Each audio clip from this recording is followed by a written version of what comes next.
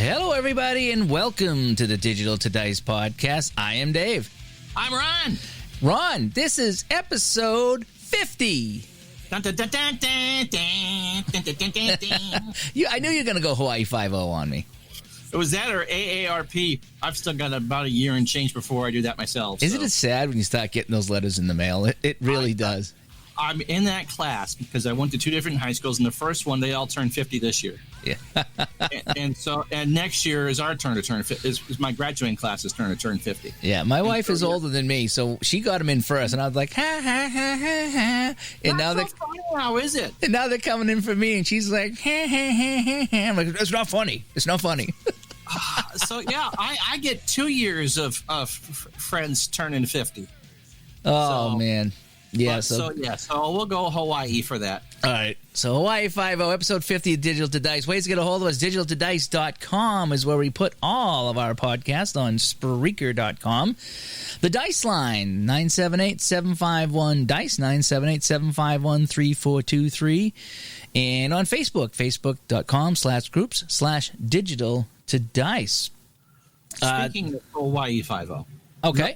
Real quick story here. It's nothing to do. Okay, Monty, I'll take door number 3. Al Michaels.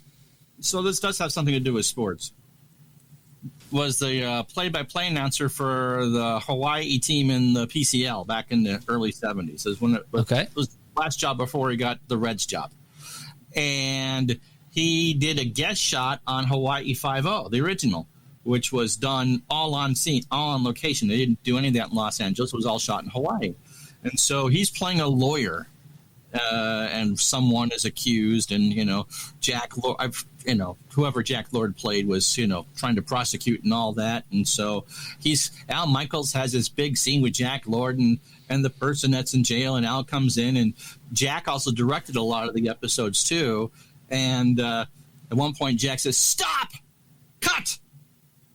Where's my hand makeup?" Hand makeup.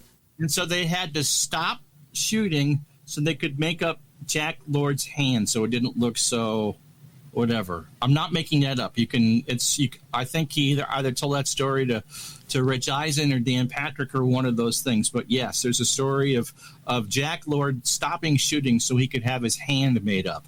I guess you want to have nice looking hands when you're shooting a scene, I guess. Anyway, so there's my Hawaii 5-0 story. There it is. Starring Kin Hu as Wu Fat. Hey, so today we're going to be talking about keeping it fair. How do you, if you're playing a solo game, and a lot of us do play solo, and you get two teams, sometimes there's decisions you have to make in the game. How do you keep it fair for both teams? We're going to talk about some of the things that we do to keep it fair. And every time I hear that, what I think of Rodney Dangerfield in Caddyshack. Keep it fair. Keep it fair. No, I can't accept this. When he's handing the guy the bribe. You're killing me, Smalls. You're killing me. Yeah, that's a great one there.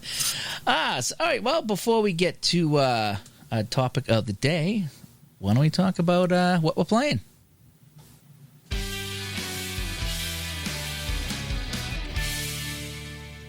Aunt Becky, that's not how you're supposed to play the bass.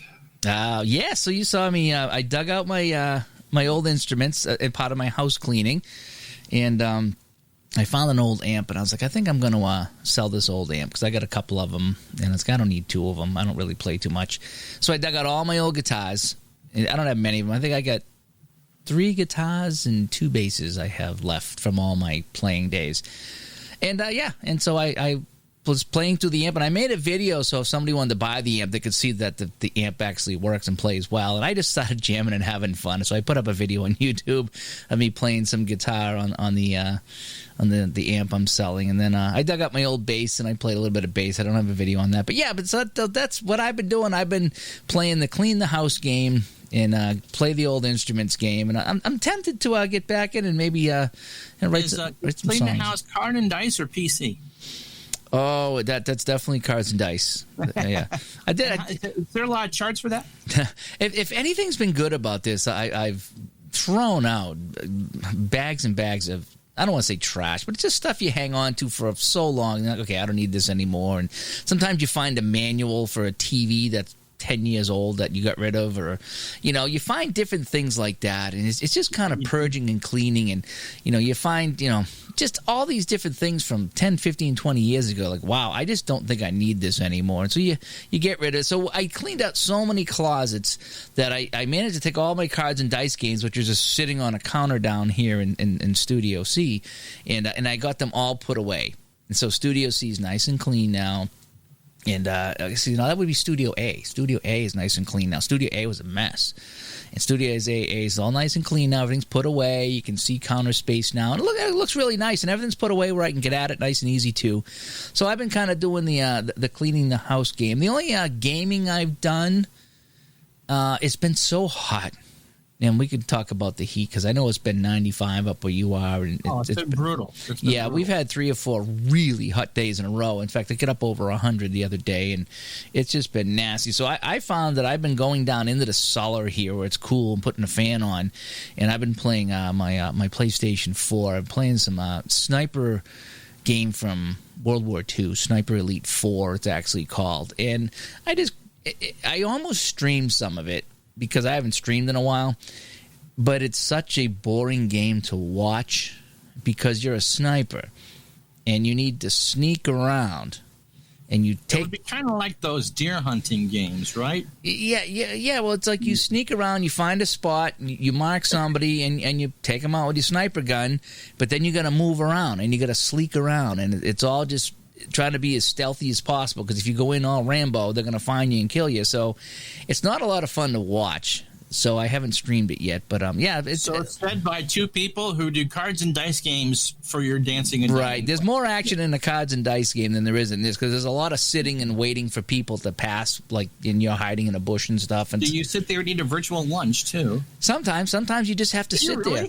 Sometimes you have to sit there and just let it play out. Just that's how some of these games are. You just got to sit there and wait for the computer people to do their routine, and then you can continue on. So it's not fun. Go virtual PP too, or no. I don't think you eat in this one. You just reload your gun and stuff like that, and this and that, and it's kind of fun. It's just fun sneaking around and playing World War II, doing that. It's very similar to like the Call of Duty stuff, but it's just been so hot. Yeah, I have not pulled out anything as far as cards and dice to play. I've really, even though we have the AC on, it's just hot in the house. So in the cellar, it's nice and cool. It's been buggy. And I just sit there with a fan on me, and I just play this game, and I just chill out. And that's kind of what I've been doing. So I took a break from once it got 95 degrees, I stopped cleaning out the house. It was just too darn hot. So that's all I've been really playing. I mean, I need to get back to my Ultra Quick Wrestling Federation, the Dice Checker Wrestling, the DCW. I need to get back to that. That's been kind of fun, and I want to get some more golf going. But it's just been so hot. It's like, man, I just don't know I don't want to pull anything out right now. It's just set up the table. It's fine. Don't get me wrong. I love it, but it's just maybe it's just the dog days of summer, so to speak. Absolutely. And I wonder too. I mean, does anybody else out there have the same thing when it's really, really hot like this? Do you tend to get a little lethargic and like, I think I'm just going to watch a movie. I've been watching movies lately that I don't usually watch movies, but I found myself just being so hot and aggravated with, like, the other day I get up and I took 2 showers before 11 a.m. That's how hot and muggy it was. It was like, wow, I've taken a second shower. It's only 11 o'clock, So I just wonder if anybody else has that. When it gets really hot like that, do you kind of maybe take a couple of days and not play anything when it's too hot? Haven't played much at night. I did my virtual British Open Championship over the weekend. Okay. And that was quite fun. To the point where we had 4 people in contention on the back 9 and 4 different groups on Sunday. And so that was quite intense, and a very good turnout for that. And just as much as I like the action PC golf, just being able to do that in ASG, and I got to post the playlist and send it to George Gurney, just to be able to do that and just kind of show off how a tournament can be done was really fun. But because these are major championship courses, and 3 of the 4 days the course played 3 over par for the round. Wind is the only defense on a links course, and we had the World War I defenses going on for, especially on the weekend. The average score on the weekend, Dave, was 6 over par. Oh, wow. Wow. 72-96 on a Saturday and 73-11 on a Sunday. Ooh. So, yeah. So when you're playing those, and I do play people, I'm not just, pointing in there, you get tired because you're trying not to embarrass yourself and trying not to screw because. But if all the golfers are doing it, then you don't feel so bad, though. No, but if you're pretending to be. I mean, here's a good example. I've done 3 of those major championships, and Arnold Palmer on my virtual camera has borked up all 3 of them. And it's like, so people are going to, because I do get accused every once in a while, you put the thumb on the scale for that. No, I mean, I want Arnold Palmer or Jack Nicklaus or Tiger Woods to win one of these things. I won't tell you who won. It was quite good. So let me see that. And the 78 baseball replay is now past the 3/4 pole. We start our primetime stream tonight or Wednesday night and be doing those the rest of the way on Wednesdays because we have a different audience at night. What else have I played? Oh, somebody gifted me a game on Steam, which nice. I need to take some time to play some more of. It's called Quadriga. It's QV because V instead of U, Riga. And it's a management simulation for Roman chariot racing.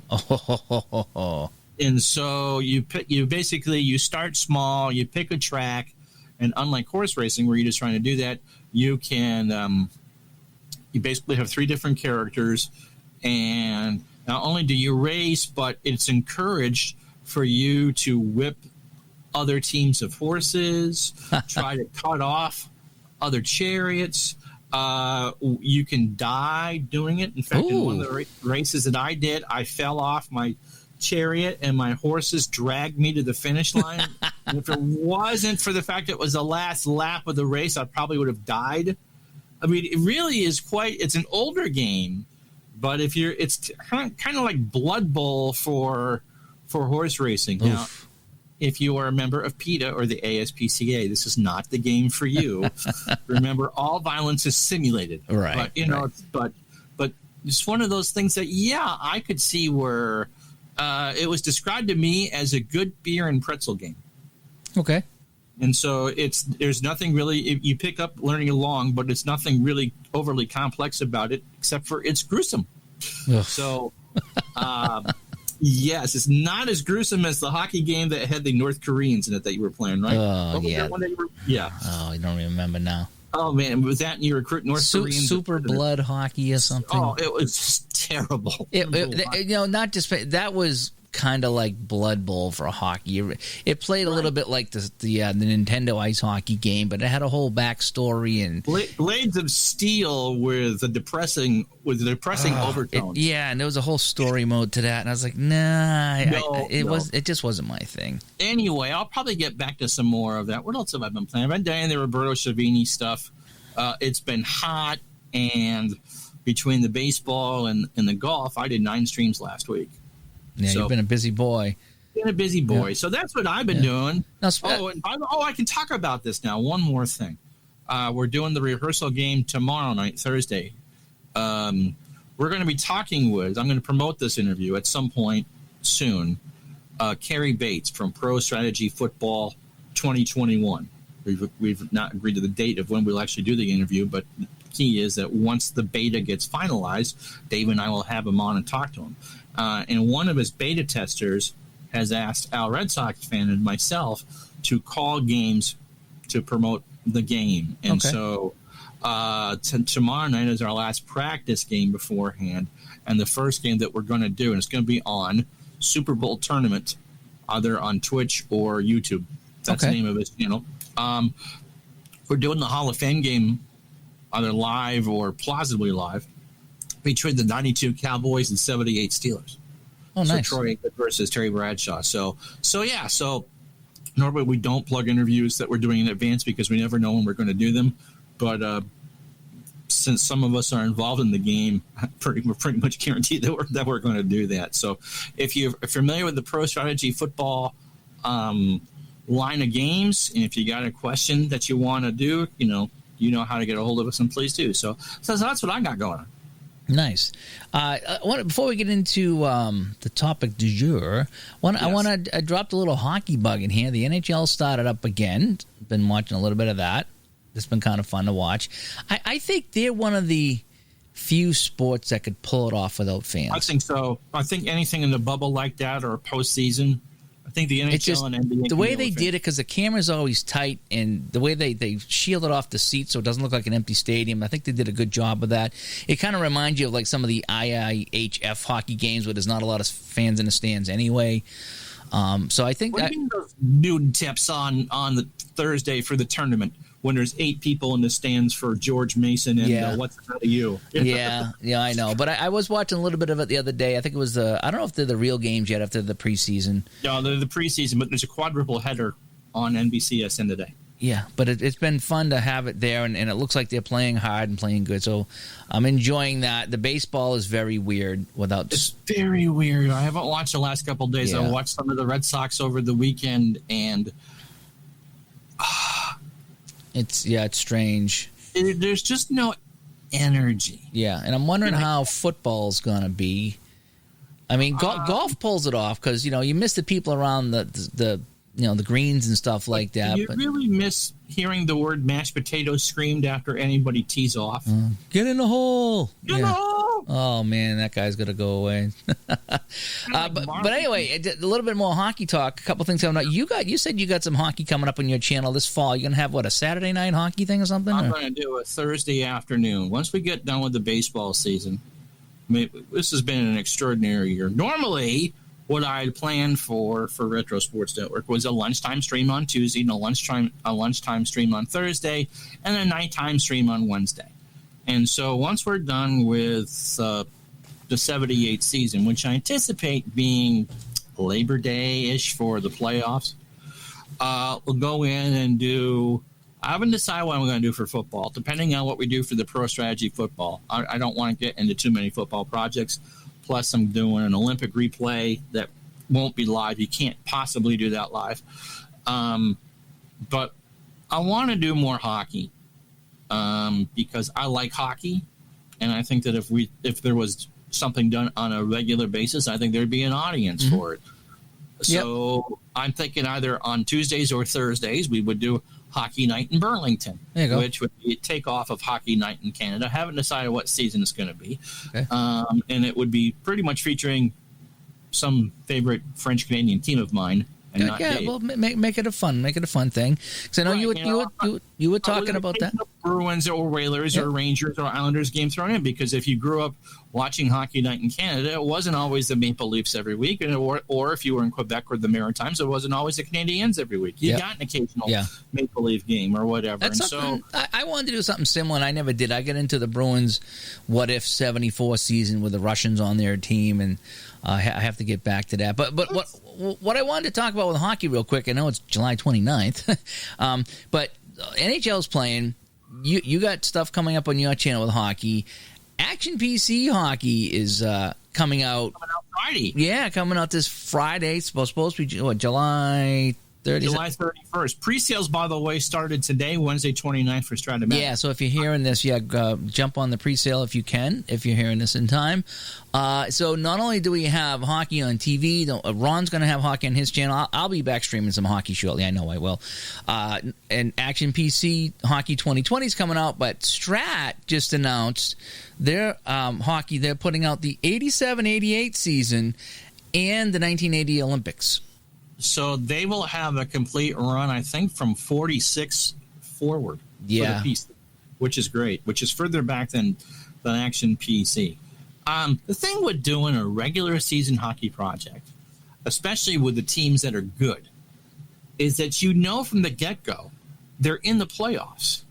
Especially back in the 80s when there were 5 teams in each division except for the Patrick, and 4 would go. So you take like a St. Louis Blues or Toronto Maple Leafs, a borderline 500 team in the mid-'80s. They're going to the playoffs no matter what. And so it's an exciting game between the Leafs and the Kings here from the Coliseum or from Maple Leaf Gardens, and the Toronto second in the Norris division at 8-15-3. I mean, how do you keep motivating to do that? But I've always been a big believer that don't do all playoff all the time. Then that gets old, because if everything is the biggest and best and brightest, then when you actually get to the biggest, best, and brightest, for me, it doesn't mean as much. But that's just me. Yep. And so I was looking at the they also Strat has the 1980 Olympics. They get 6 teams for that. United States. Teams for that. 6 teams are carded for 1980 United States. 87, 88, I believe they're only carding 6 teams, and you can buy the rest to print out on your own. Yeah, that's what I got to find out. Because let me first off, and the 80 Olympics: the United States, Russia, Canada, Sweden, Finland, and Czechoslovakia. Those are the 6 teams. For 87, 88, that's the one thing I'm wondering about, because usually they say you can, they'll send you a file with the other teams you can print out. You'll get the rest of them. But there are a couple of seasons that they say they don't do that with. So that's why I'm a little concerned. So that the 6 teams, Boston, Montreal, Edmonton, because it's Gretzky's last year in Edmonton. Edmonton, Boston, Montreal, Detroit, Islanders, Calgary. That's an interesting combination. 88 final was Edmonton-Boston, right? Yes, it was. Yeah. Year that there was no power at the Garden. That they lost. That was the year that you got past us. Yep. And the light and the power went out at the Forum. Chris Cuthbert, his career was made that night. Let me tell you another really quick story before we get onto that.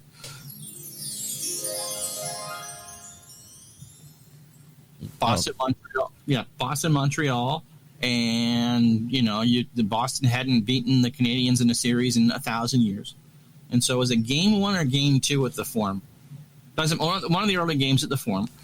And Cuthbert is stationed down in Washington or wherever.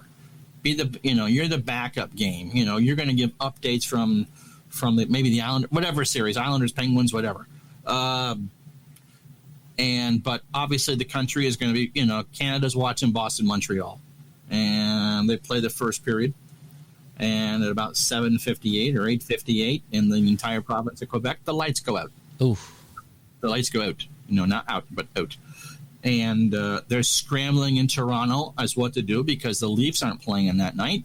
And so, but they had Chris Cuthbert and a camera crew in some American city. And so they cut to Chris and go, this is your game, pal. So he never really had done a national game. He had no analyst. Oh. And so they had to fill until 10 o'clock for the news. And so that's how Chris Cuthbert, who now will be a major player on CBC and Sportsnet for the Canadian playoffs, that's how he got his national break. You're filling in for a country waiting to see Boston and Montreal as they're trying to figure they get power back to the province of Quebec and all that. So, true story. Wow. Yeah, I did not know that. That's crazy. Yeah. So anyway, we get some hockey coming up here. So I do need to find out about that. I got to see if I can get on that to see if they will release the other teams to that set, because I don't like buying just the 6. I like having the ability to print out like the Whalers and the Nordiques. I like the whole Adams division. I like to print out when I go back and play that stuff. Also close. Yeah. Especially a few of those years. But it'd be fun to print out, for being a Bruins guy over here, is to play the Bruins playoffs from start to finish, or Edmonton even, that, and see what would happen there. So we'll have to, if we get any more word on that, we'll let everybody know. And if you hear something before we do, let us know too. But yeah, so Strat has a couple of things coming out for hockey action. PC has some hockey coming out. Ron's got some hockey on his channel. Hockey's on TV, so for me that's always a good thing. Life is good. Life is, well, with that. So anyway, let's get on to the topic of the day. All right.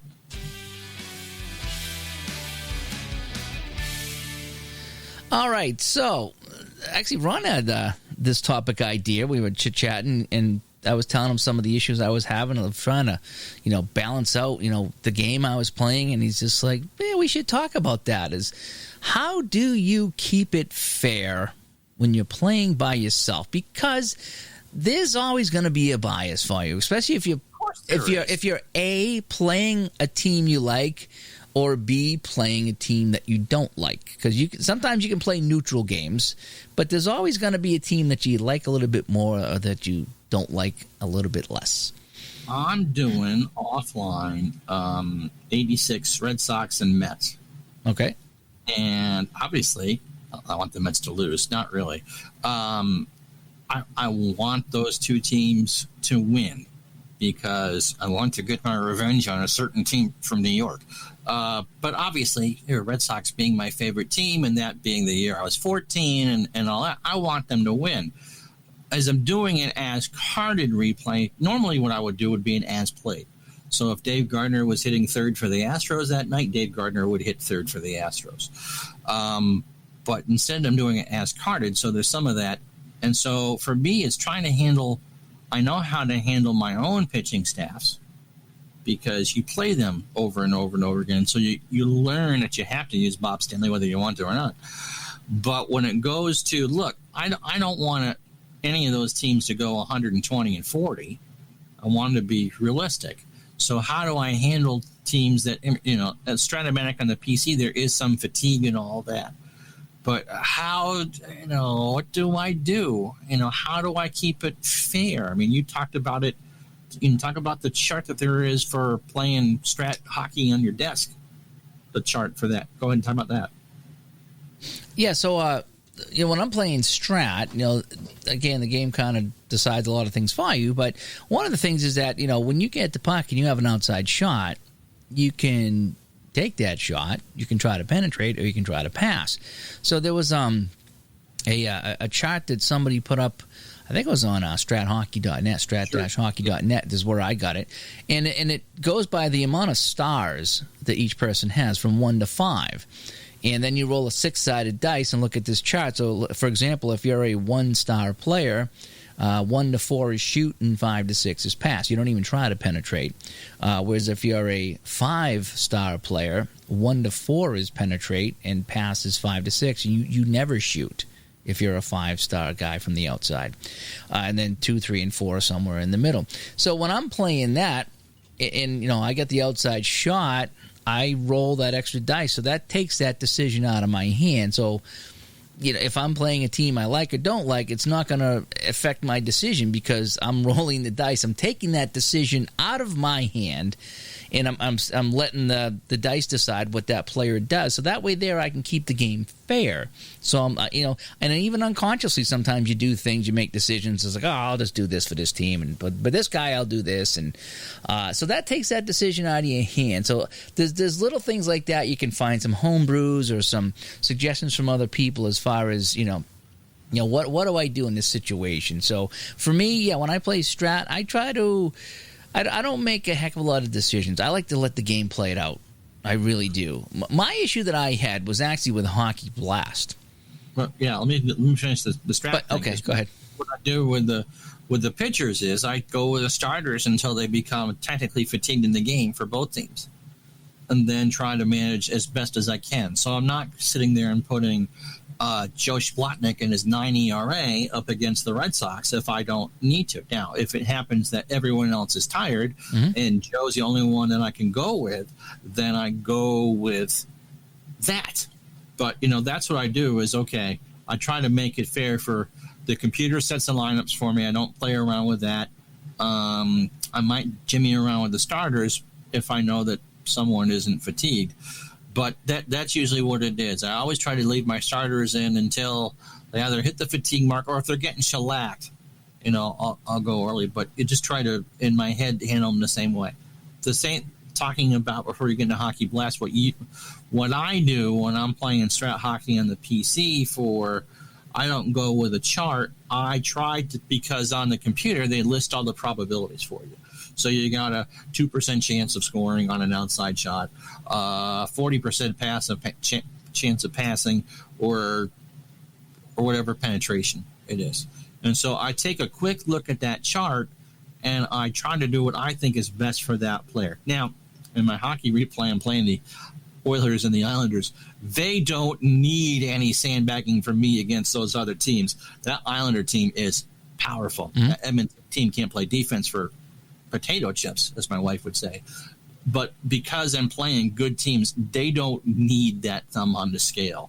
And so you're trying to keep it close the other way. In 80s goalies with goalie ratings, forget it. But so that's how I do it. I just kind of go in a situation by situation. But I can take although I want Edmonton and the Islanders to win, I want the Red Sox and the Mets to win.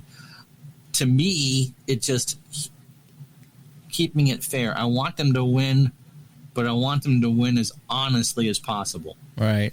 And I think it really comes down to what game you're playing, too, because there's some games where there's zero decisions for you to make and you just play along, while other times there are decisions to make. Even in the golf game, the play golf game, was it a History Maker Golf? History Maker Golf, yeah. There's decisions you make. You know, there are some decisions you make, whether it's when you roll a 6, whether you want to go for the green or take the chip and take the par. There are times that you need to spend chips or not spend chips. So there are decisions that you make. For me, though, with golf, I'm pretty ambivalent with the golf guys. I don't care who wins with golf. I don't have a passion for someone or a hate for anybody. So I try to play all the golfers the way I would normally play everybody, you know? So for me, a game like that, even though there's decisions to make, I don't have to worry about keeping it fair because I don't have any bias whatsoever. You know, you get into, the major sports, football, baseball, where it's more team sports, and yeah, you have some skin in the game. Talk about what you were going to do with the hockey blast. Okay, so with the hockey blast, how that goes is right off the bat, you need to set your lineups. And that's where being fair really comes to be a challenge for me with that game. Once you get the game going, it kind of plays out on its own, and there's some things you can do, and maybe you can double shift the line or the whole bit. But that game kind of plays out on its own pretty much. But starting the lineups, because the thing is that, let's just say you set the visitors lineup first, you're going to know what the scoring line is. You're gonna know how many triangles they have. You're gonna know how many squares. You're gonna know how many circles they have. You're gonna, no matter what line you set up, 1, 2, or 3, or 4. If you play 4 lines, you'll know which team has the most hit. There's a hit category, or skill, I should say. And so you're gonna know how many hits are on this line, how many triangles on this line. So if you wanted to, after you set the defensive line, you could look at the home line and say, well, I'm going to set the home line like the Price is Right. You guessed $500. I'm going to guess 501. So I'm going to put one more triangle than you, so I will always win the triangle thing with this line. And then on this line, I'm going to set it up so I have one more hit than you. Now, be fair, you don't always check for triangles. You don't always check for hits. So, I mean, any game. But you can set it up so every time there's a triangle check, the home team will win. Every time the hit check, this line will beat this line. I can put in a better face-off guy. So once you have the visitors line established, you know what their count is for the skills and what their count is for face-offs and all this other stuff. So you could counter the home team and really, like I say, bid that $1 over like on the Price is Right. You're not guaranteed to win every time because, it might call for, a speed check rather than a hit check. But, especially with the triangles, you could really set it up so that their first line never wins a triangle check. And that really kind of cripples that visiting team. So when you're setting up for Hockey Blast, that's when the fairness becomes really difficult. So what I try to do is if I can go and sometimes I'll cheat and I'll go to the strat listings and they'll tell you who was line 1, 2, and 3. And I'll just go with those guys. That's my lineup, just whatever strat said I went with. Or if I can go online and find it somewhere and try to get as close to an as-played lineup as possible. But other times when that's not available, depending on the season I have, what I think I did is I would set up the Hockey Blast lineup for the visitors, and I would go do something. I would walk the dog, take a shower, cut the grass, and I would come back and I would cover the visitor side so I didn't remember what I did. So now I would set up the home team, and I don't remember what I set up for visitors, The only thing I would, when I go manually, I tend to go heavy triangles, which is the offense, on the first line, and heavy circles on the third line. So the third line would be the penalty kill line. And I would do that for both teams. But yeah, it becomes a challenge because you set up the visitors and you try to do it fair and say, okay, I get a nice balance here and this is that. But then you go to the other team and it's like, well, all I need is one more triangle or one more hit or equal hits, and the home team gets the advantage. So, yeah, and if you're playing, so you could cheat. You could whole team, sure. Yeah. So if it was somebody playing, if it was Montreal at Boston, I could unconsciously look at that and stack my lines up against Montreal. But other people brought up a point. That's the idea behind being the home team, is that you have the last change and right. and you can mix and match those lineups better against the visitors. So that is one thing to consider with that particular game, that you could look at it. It's okay, well, you want to put up 2 triangles, I'm going to put up 2 triangles and I'll win because I'm the home team. And there. So I mean, you can game the system, so to speak. I don't see any particular reason for that. But I mean, if you wanted the home ice advantage, you could do that. But again, that would be really hard if it was Boston at Montreal. I'd have a hard time stacking up Montreal against Boston because it just goes against every fiber of my being. And Boston-Montreal is a rivalry because I'm a Boston guy. So I try to take away as much as that bias, even though I say it's not there, it's there. So, of course it's there. Yeah, so for that game there, I try to set it up. And sometimes I can set up a team and like I say, just take a minute and come back and set up the home team. And I can block out what I did for the visitors. So I guess, okay, I'm going to set up the home team just as I normally would. Sometimes I don't even count the triangles or the whatever when I set that up. But sometimes you can't help it because it's human nature. So a couple things I do is I try to find online what the lineups were. Maybe like I said, go to a different game and see if they have a lineup sheet that can help you out with that. Is another thing I do. I try to if it's a computer game, I try to let the computer pick what I want to do. Like I said, let's just say I'm playing Action PC Hockey or Strat PC Hockey. It usually picks the lineups for you and the goalies for you. I occasionally, if I'm playing a game that's got Gump Worsley in it, he's playing. He's not sitting on the bench. Gump Worsley's going to play net, The same with, if I'm playing a game, Dryden's going to play. It's not going to be the backup, unless I'm deep into a season and he's played a ton of games. Rock. Yeah. Never any respect. Yeah. But I mean, if I'm playing a big game, like I was playing some 74, 75 Flyers, Canadians, and of course, I think one of them put the backup in. I was like, I'm not putting the backup. It's Perrant, Dryden are going to play. Whatever season I was playing, it might not have been 74, but you primarily do a one-off, and so you want the best. Yeah, you want the best in there. Now, if I'm doing season replays, sometimes I'm like, okay, well, I don't mind having the backups play, and sometimes I'll put in both backups, and it'll be fun to play.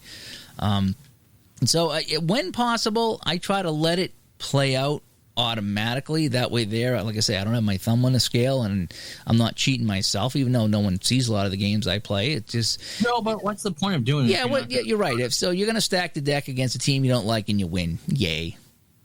Let's let it play out. These games don't mean anything. They're fun. We're replaying history that it ain't going to change history. It's just for our own enjoyment.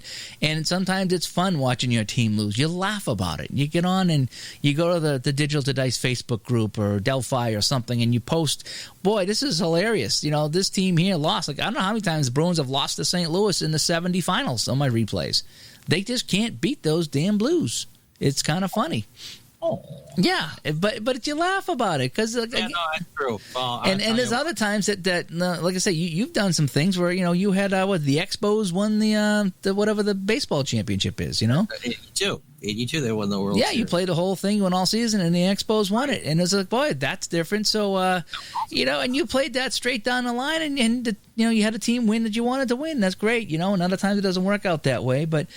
It is tough because it's unconscious. It's in your head. It's like I want to play this game fair, but I don't like this team. I don't want them to win. And then it's curious because the 2 seasons that I've done for a replay for public consumption, the Yankees weren't good in 82, but they didn't play very well in the replay. But here, in 78, they're right in the thick of things. And so as much as I want to say Bucky, Bleep, and Dennett the plate or whatever, look. It's the reason why I do as played for that sort of thing. I don't want there is going to be a bias, just a general decision making. When do you pull this pitcher? Oh God, this guy can't hit. But in my head, I give everybody 3 chances at the plate before I make a pull. Yeah. Baseball, I found hold that thought for a second. Baseball, I found to be difficult for me because I'm a casual baseball guy. I don't know much about baseball, but it's just the idea that no matter if it's the PC or even cards and dice, because I played some, whether it be Apper or Strat. Or all-star lineup baseball. I played all three of those on the table. I played action PC baseball and out-of-the-park baseball. So I guess I've played 5 different baseball games. I have a hard time figuring out when to take the pitcher out for a reliever. And I say that because, again, I'm not a big baseball guy. I play for fun. Mm-hmm. But if you got a pitcher in there that's let's say he's an A-level pitcher. Well, in this particular game, he's given up 6 or 7 runs. Well, if you take him out for a reliever and you bring in the reliever and he's a B or a C reliever, then you're going to get worse results. That's gaming the system, though. So unconsciously, I would say, well, I'm just going to let this guy finish out the game. Even though he's having a bad game, he's still better than the guy coming in. But in real life... Gone. That would not happen. So I actually created a little chart for baseball that I use, whereas every starting pitcher gets 6 innings, unless they give up like 8 or 9 runs, and I take them out no matter what. But I give them all 6, and then when we get into the 7th, I have a sliding scale, whereas if they've given up 4 or more runs in the 7th, I take them out. In the 8th, it's 3 runs, and then but I let them get to the 9th if they've given up 1 or 2. I've had to look at my scale, but I have a scale that I go by, and so depending on how many runs a pitcher gives up, that will determine how long he stays in a game, and that actually works out pretty well for me because if I stick to that, then I can't biasly cheat or so a reliever's coming in at that point. Okay, you've given up the 4 runs. We're in the 7th or the 8th inning. My chart says you need to come out, and that's for both teams. So I a similar chart for hockey. I have something very similar for the baseball there, because that's always the hard part for me. Because you look at the relievers, you're like, wow, if I have a B pitcher, a starting pitcher, and I have an A reliever, I should bring him in the 2nd inning. But that's not realistic either. So I tried to be as realistic as possible with that. So that's why I have that scale where the starting pitcher goes as long as he can until runs give up, and I look at the chart. Action PC is different for baseball because you go by the pitch count. But general rule of thumb, if I'm doing a cards and no PC game, and for this case, Strat would be a PC game, my general rule of thumb is 5 runs or 10 hits is an automatic gone. But generally, I try to give starting pitchers the benefit of the doubt 3 times throw. So 27 batters. If he hits it in the 4th, he's gone. But then I'll start to, he's given up. Usually what I tend to do is, once you get to 27 batters, unless I know he's a workhorse, then I'll give him 36. But you put 2 runners on in a row, or you put the tying run on base, then you're gone. And I do it for both teams. It's just, again, to keep it fair, because you play an older season, mid-80s, or anything probably pre-strike, so, 60s through 90s, and your aces would go all the way, or they would more than half the time, and your 4 or 5 starters would be gone after 5 or 6. Mm-hmm. But that should be all reflected in the game performance, whether it's an A, B, C, or D pitcher, or how they're carded in Strat, or however they're rated. You're going to you're really not going to overuse a lower rated pitcher just because they're going to get shellacked. So, but that's one of those things. Like, nope, 5 runs, 5 earned runs. Yeah. 5 earned runs. 10 hits. Or, so you have your own chart in your head that you use. You want it to be, because you want the challenge. I mean, to me, a lot of this gameplay is like solving a crossword puzzle. How do I do that? And there are times, especially in the cards and dice, where I've made that pitching change. That pitcher bats second in the next inning, and it's kaboom city. And so in the real game, you come out and get said stinkorama, to get it there. But I have no one else left in the bullpen. I've got to get this last. Can't you get a blessed dice roll that gives me that list? Yeah. I don't care if he's good at 15. Yep. I find myself doing that strat, and if it pisses me off, if it upsets me that much, gosh, Alt F4 can help with that. Yeah, it does. You replay the game, and as long as you don't make a habit of doing that. But yes, the other thing I do as far as the PC games are concerned is that I always do as played in a season for an action PC because it takes those choices out of my hand. If I got to go with Bob Doorknob as my starter, that's because Bob Doorknob pitched on August 15th against the Yankees. Like, really? Yeah. Bob, his ERA of 11.75. Please get me 5. Please get me 5. Please get me 5. Right. Or whatever. And in football, I always play the offenses for that reason, because it gives me an equal opportunity to have both teams try and score, as opposed to playing one team as a defense, because I'm not really good at calling defense, and B, then if you get one team is better in football, that makes all the difference. You want to give the other team as much of a chance as they. Sometimes it won't matter. Baseball, anything can happen in one given game. That's not the case in hockey. As you know, Washington Capitals, 9-win team. Sometimes anything can happen, but but in football, it's harder to have a case where anything can happen, and so that's how I do it for any baseball and football that I do. I like the idea with the football you play both offenses because you're playing both teams there, and you try to keep it as fair as possible. Now, basketball, when I play strat basketball, I take a look at the minutes that guys play, and I try to go by that the best I can. So, if this guy only plays X minutes and this guy plays X minus, then I'll play this guy a little bit more in the whole bit instead of just letting somebody play the whole game. But, I try to go for both teams as fair as possible. And what I do a lot, too, if I'm playing a game like that, with Hockey Blast, I'll keep the lines even. So I'll play line 1 against line 1, line 2 against line 2, except when it comes to a power play, then maybe I'll have a power play line and a penalty kill line. And with strat basketball, if I sub in the guys, I try to, make sure that, I got, this guy comes out at the same time as this guy, and, and so the starters stay in together, and then the subs come in together when I'm playing basketball. So it's not a perfect system, but I try to keep it as fair as possible. Is what I try to do. And I guess that's what we're asking today is what are some of the things that you do to keep it fair? And that's it sounds easy, but when you sit down to play, isn't depends on how tired you are. If you're more in a baseball replay, but I suppose if you're doing a single team football replay that went 10-6 and you dropped the first 3, you don't want to start the season 0-4. Yeah. So anyway, what are your thoughts when you play a game, no matter what game it is? Because every game's different how it handles it. Some games there's a lot of decisions to make.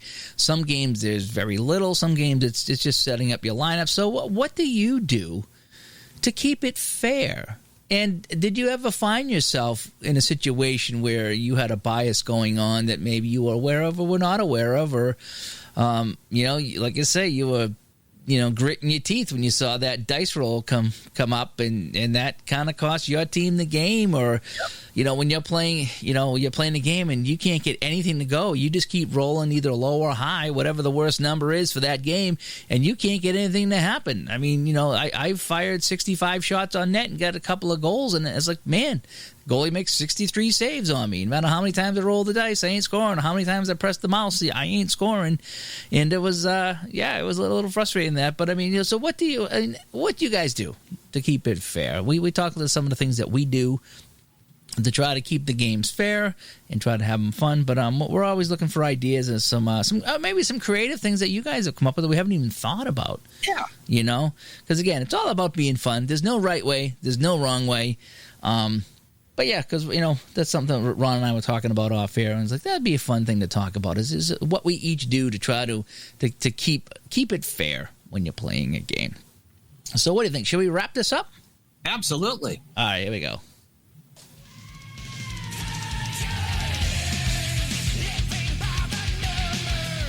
Yeah, by the numbers. This is episode 50, Ron.